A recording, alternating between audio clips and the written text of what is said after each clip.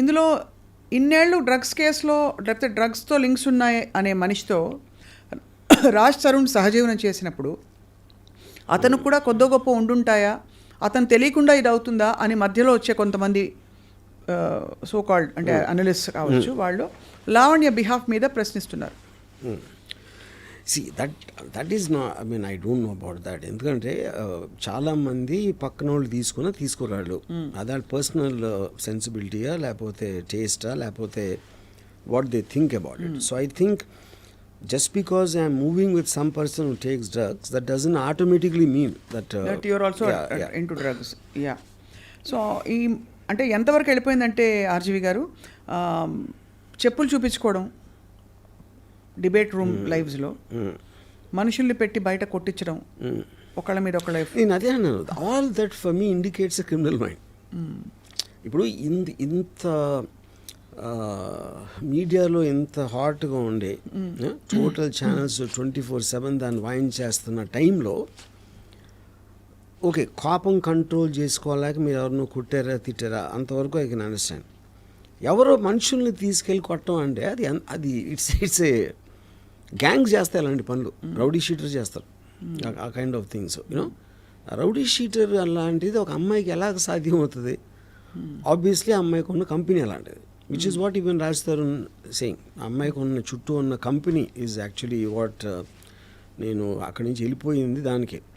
అలాంటి కంపెనీ ఉందని క్లియర్గా అర్థమవుతుంది కదా. సో మామూలు మీరు పొద్దున ఎవరైనా గొడవ వస్తే మీరు రౌడీలు వస్తారా మీతో కొట్టడానికి? మీకు ఎక్కడ తెలుస్తుంది మీకు రౌడీలు పట్టుకోవడానికి అసలు? మీ సినిమాలో రౌడీలు అప్పిస్తారని మీకు ఫోన్ చేస్తారు. సో బట్ యాక్చువల్లీ ఇది on a very serious note sir. So మీకేమర్థమవుతుంది దట్ రాజ్ తరుణ్కి లావణ్యకి మధ్య రిఫ్ట్ రావడానికి ఏవైనా కారణాలు అయి ఉండొచ్చు, బట్ తిన కంపెనీ కరెక్ట్ కాదని రాజ్ తరుణ్ ఫీల్ అయినట్టు మీరు భావిస్తున్నారు? ఐ విల్ టెల్ యూ ఒక ఎగ్జాంపుల్ చెప్తాను మీకు.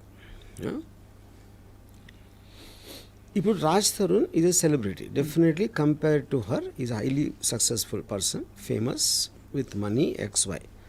ఒక టైంలో కాదు, ఎప్పుడో చిన్నప్పుడు అంటే ఒక 10 years 11 years what ever years back when he was not an actor, అప్పుడు ఇద్దరు సమానం అనుకోదాం.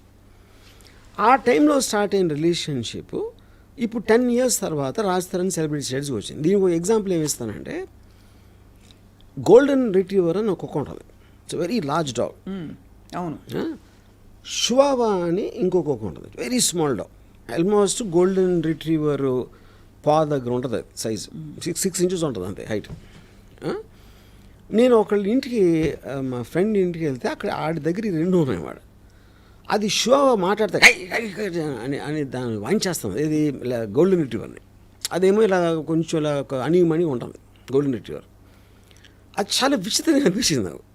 సో నేను అప్పుడు ఆయన అడిగాను ఓనర్ని, ఏంటది అంటే, సరే ఇప్పుడు ఈ 2 చిన్నగా ఉన్నప్పుడు ఒకే సైజు ఉండేవి పుట్టినప్పుడు, అవి పెరిగినప్పుడు ఇది ఎంత అయిపోయింది.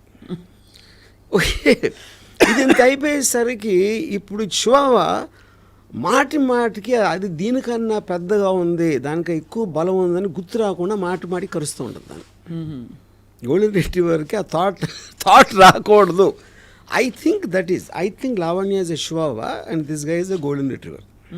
ఏదే అనాలజీలో ఇన్ కంపారిటివ్ ఆస్పెక్ట్ ఆ కాంటెక్స్లో. అప్పుడు మాటికి ఇప్పుడు ఏం చేస్తారంటే, ఆడవాళ్ళకు ఉన్న జనరల్ టెండెన్సీ కూడా, అంటే ఐఎమ్ నాట్ స్పెసిఫైయింగ్ ఎనీబడి, ఒక నేను తన ప్రియురాల్ని, నేను తన గర్ల్ ఫ్రెండ్, నేను తన భార్య అనే ఈ టైటిల్ ఎప్పుడైతే వచ్చిందో, they will start having a dominance on that person constantly to make him feel guilty, to make him feel grateful, to make him feel నేను ఇంత ఇచ్చేసాను నీకోసం, అంత చేసాను అని ఆ గిల్ట్ తెప్పించడానికి ఆ ప్రాసెస్లో ఉంటారు. యూనో అది ఒక పర్టిక్యులర్ టైంలో ఒక లిమిటింగ్ పాయింట్కి వస్తుంది, ఒక స్ట్రెచ్ అవుతుంది, ఒక లిమిట్ అక్కడ తిరుగుతుంది. సో ఇప్పుడు ఏ రోజైతే గోల్డెన్ రిట్రీవర్ సడన్గా అది ఒక బయట అయిపోయింది షో పని. సో ఇప్పుడు మీరు అదే ఆ సెన్స్ ఆఫ్ రైటియస్నెస్ తోటి నన్ను వదిలేసి ఇంకొక అమ్మాయి దగ్గరికి వెళ్ళాడు అంటే, she's trying to garner public sympathy, which is the reason మీడియాకి రావటం, పోలీస్ కంప్లైంట్ చేయటం అనేది అది పాయింట్.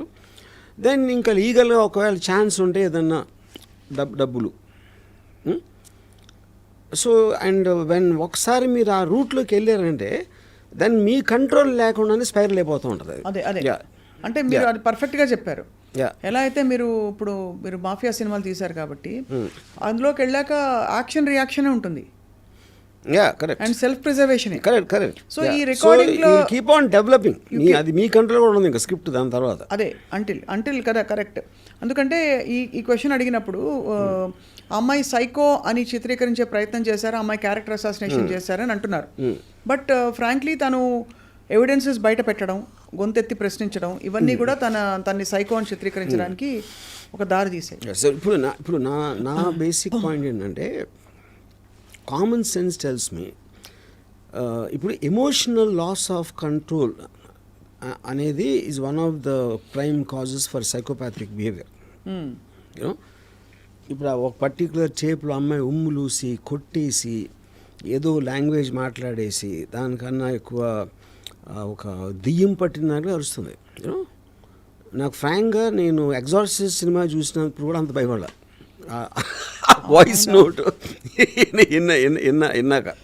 అంటే that shows extraordinary absolute loss of control over your emotion or extraordinary acting to scare the other person. And you are saying no matter how much the other person would have Ah. Hurt you or betrayed you, అలాంటి loss of control మనకు ఉండకూడదు అంటారు. అలా ఉంది అంటే psychopathic అంటారు. నేను చాలా మంది అబ్లర్గా ఉంటారు. It's not like you I mean men and women fight and all that. కానీ the point in the creative ఇప్పుడు when she talked about his mother or X or Y, I don't even want to say those things you know. అలాంటి language ఆ tone is also important. No అవును. ఇప్పుడు ఒక అమ్మాయి add అవటం లేకపోతే గబుక్కుని చెంప మీద కొట్టడం, అవి మొహం మీద ఉమ్ములూసేసి అలాంటి మాటలు మాట్లాడి కొట్టేసి అన్ని, I think that is a very bizarre behaviour. ఇంకా పిచ్చితనానికి మీనింగ్ ఏంటి? అది కూడా పిచ్చి కాకపోతే. కాబట్టి పరిస్థితులు ఎలా ఉన్నా మనం పిచ్చికి తెచ్చుకోకూడదు, మనం కంట్రోల్ కోల్పోకూడదు అంటున్నారు. సో దట్ అంటే అలా కోల్పోయామంటేనే పిచ్చి అని అర్థం. కాదు మీకు ఎమోషనల్ లాస్ ఆఫ్ కంట్రోల్. ఇప్పుడు ఎమోషన్స్ని కంట్రోల్ చేసి ఒక పద్ధతి ప్రకారం చేయటం అనేది which is generally known as civil behaviour. ఆ సివిల్ బిహేవియర్లో ఒక్కొక్కసారి అన్కంట్రోలబుల్ టెంపర్తో కొన్నిసార్లు ఏదో తిట్టారా కొడతారా అనేవి జరుగుతాయి. ఎక్స్ట్రీమ్కి వెళ్ళినప్పుడు సైకాటిక్ బిహేవియర్ అవుతుంది. Yeah everything is in degrees only. No right. అది it could also be genetic కదా ఆర్జీవి గారు? నో మేబీ అదే I think she's clear cut case of histrionic personality disorder. మీరు దాంట్లో దానికి ఉన్న డెఫినేషన్ చూస్తే exactly it will suit her. She needs psychiatric treatment. Histrionic personality disorder అనేది మీ assessment based on what you have seen? Yeah, based on me talking to some experts in that, and yeah.